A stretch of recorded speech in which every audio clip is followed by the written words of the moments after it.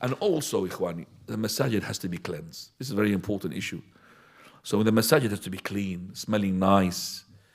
There's no, it's not correct for a person to bring a child where he can urinate onto the masjid. You shouldn't be doing that. Should be living at home, or make sure that he's padded, nappies and all of that properly. But why should you then make the masjid, because the masjid has to be clean.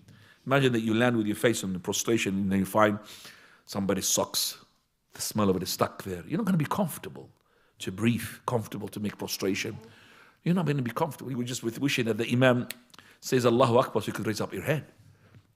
Also, when you come to the masjid with your clothes, perfume yourself. Make sure you're not bringing the kitchen stuff, into you.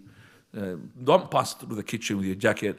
It's when the wife or yourself cooking, and then the oil and the onion and the whatever food it is goes into the clothes of yours, and somebody prays next to you, he can't even breathe because of the food that is coming out from your clothes. He's about to eat you because you're just like a meal next to him.